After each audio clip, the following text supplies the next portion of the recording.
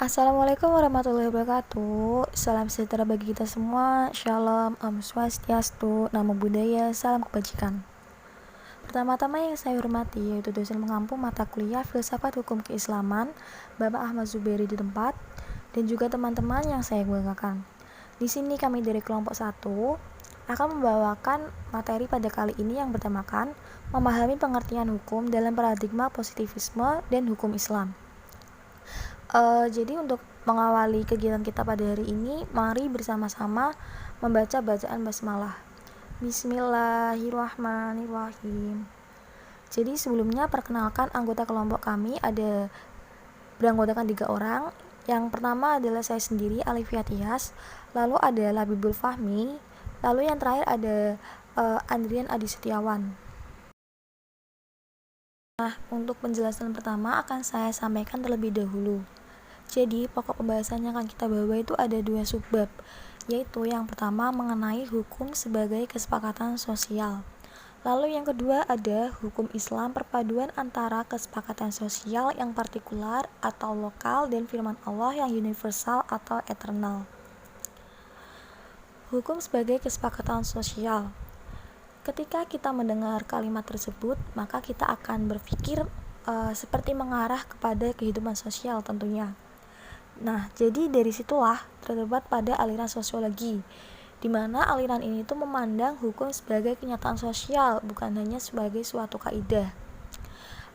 Persamaan antara positivisme dan juga sosiologisme adalah keduanya itu memusatkan perhatian pada hukum tertulis atau perundang-undangan. Sedangkan perbedaannya di sini kami memberikan contoh ada 4, yaitu yang pertama adalah positivisme mempersoalkan hukum sebagai desolen, sedangkan sosiologisme mempersoalkan hukum sebagai desain. Lalu yang kedua, positivisme cenderung berpandangan pada yuridis dogmatik, sedangkan sosiologisme hukum berpandangan empiris. Lalu yang ketiga, metode yang digunakan pada positivisme adalah preskriptif, sedangkan sosiologisme metode yang digunakan itu deskriptif. Dan yang terakhir, positivisme memandang hukum sebagai suatu yang otonom atau mandiri, sedangkan sosiologisme memandang hukum dipengaruhi oleh faktor-faktor non-hukum yang ada dalam masyarakat seperti faktor ekonomi, politik, budaya, sosial, dan sebagainya. Untuk penjelasan selanjutnya bisa dijelaskan oleh anggota kelompok lain. Ya, saya dari pemateri 2 akan melanjutkan dari pemateri 1. Selanjutnya yaitu hukum sebagai kesepakatan sosial. Dalam masyarakat pada umumnya memiliki lembaga hukum. Nah, untuk membedakan lembaga hukum dengan lembaga kemasyarakatan lainnya, yaitu ada 2 ukuran. Ukuran yang pertama yaitu lembaga hukum terdiri dari ketentuan-ketentuan tentang cara-cara menyelesaikan perselisihan dalam masyarakat. Ukuran yang kedua yaitu lembaga hukum mencakup 2 jenis ketentuan, yaitu menetapkan kembali aturan-aturan lembaga non-hukum dan aturan yang mengatur aktivitas lembaga-lembaga hukum itu sendiri. Kemudian konsepsi sebagai sarana yang menjadi kesepakatan sosial atau masyarakat yang dituangkan dalam undang-undang, dan supaya pelaksanaan perundang-undangan yang bertujuan untuk pembaharuan itu dapat berjalan sebagaimana mestinya. Jadi hendaknya perundang-undangan yang dibentuk itu sesuai dengan apa yang menjadi pemikiran sosiologikal jurisprudence, yaitu hukum yang baik hendaknya sesuai dengan hukum yang hidup di dalam masyarakat. Kaitan yang erat antara hukum dan nilai-nilai sosial budaya masyarakat itu ternyata bahwa hukum yang baik tidak lain adalah hukum yang mencerminkan nilai-nilai yang hidup di dalam masyarakat itu sendiri. Kemudian hukum Islam paduan antara kesepakatan sosial yang partikular dan firman Allah yang universal. Untuk hukum Islam dan sosial di angka 70% dan 90% itu persoalan tekstualitas metode penemuan hukum Islam. Kemudian untuk pendekatan terpadu hukum Islam dan sosial yaitu 40%. Selanjutnya, hukum Islam dan sosial. Fikih tidak hanya kesulitan menuntaskan berbagai masalah dan isu sosial yang dihadapi oleh masyarakat, akan tetapi juga masih gagap mendefinisikan kediriannya, terutama dalam konteks merumuskan metode hukum yang viabel digunakan menuntaskan berbagai masalah tersebut. Menurut Colson, problem inilah yang merupakan di antara sebab terjadinya konflik dan ketegangan antara teori dan praktek dalam sejarah penelitian dan penerapan hukum Islam. Selanjutnya, persoalan tekstualitas metode penemuan hukum Islam. Dalam perspektif usul fikih, setidaknya terdapat 3 pola atau tarikot atau metode ijtihad, yaitu bayani atau linguistik, ta'ali atau kiasi dan kausasi, dan istislahi atau teleologis. Ketiganya dengan modifikasi di sana-sini merupakan pola umum yang dipergunakan dalam menemukan dan membentuk peradaban fikih dari masa ke masa. Untuk pola ijtihad bayani merupakan upaya penemuan hukum melalui interpretasi kebahasaan. Konsentrasi metode ini lebih berkutat pada sekitar penggalian pengertian makna teks. Usaha ini mengandung kelemahan jika dihadapkan dengan permasalahan yang baru yang hanya bisa diderifikasikan dengan makna yang jauh dari teks. Sedangkan untuk pola ijtihad kedua yaitu ta'ali atau kausasi, yaitu berusaha untuk meluaskan proses berlakunya hukum dalam kasus nas ke kasus cabang yang memiliki persamaan ilat. Dalam epistemologi hukum Islam, pola ini teraplikasi melalui kias.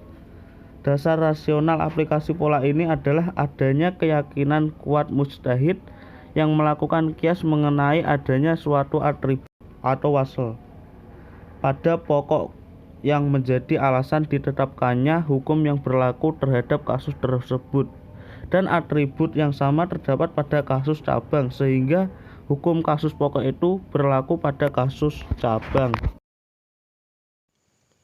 Oke, selanjutnya saya akan melanjutkan materi dari Mas Fahmi,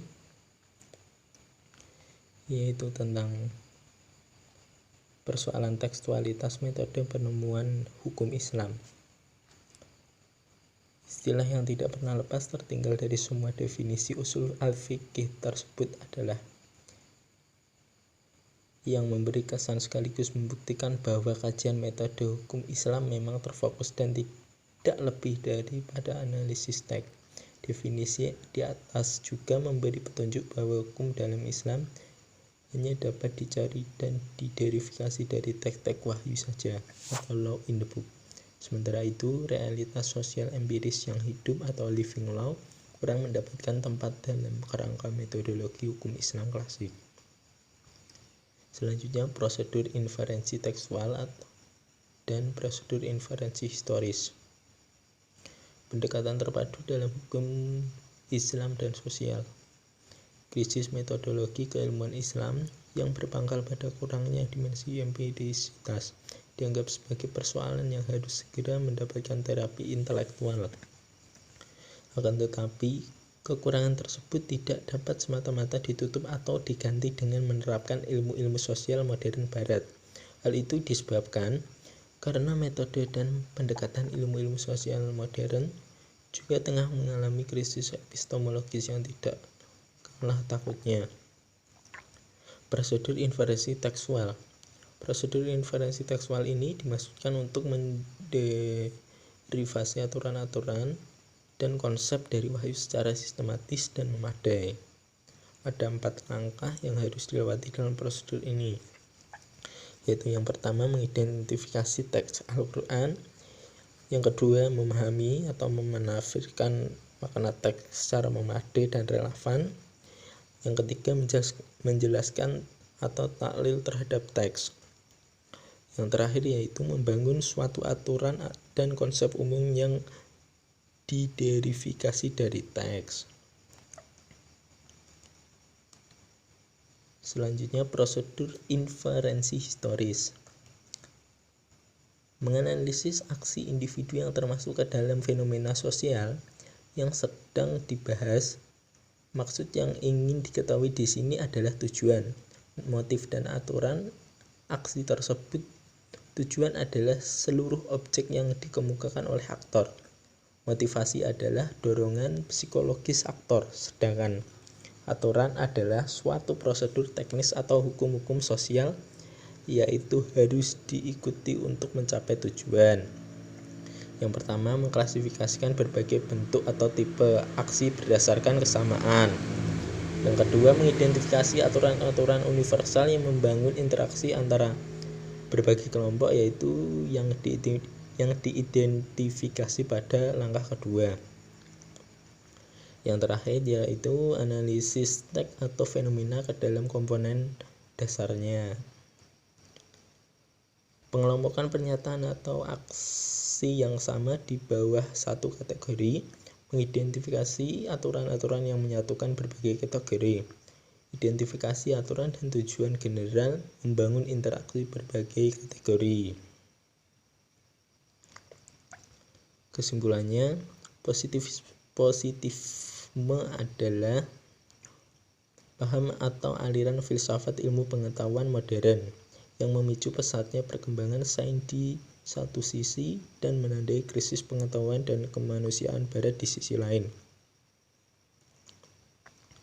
Aliran ini menyatakan bahwa ilmu alam adalah satu-satunya sumber pengetahuan yang benar dan menolak aktivitas yang berkenaan dengan metafisik.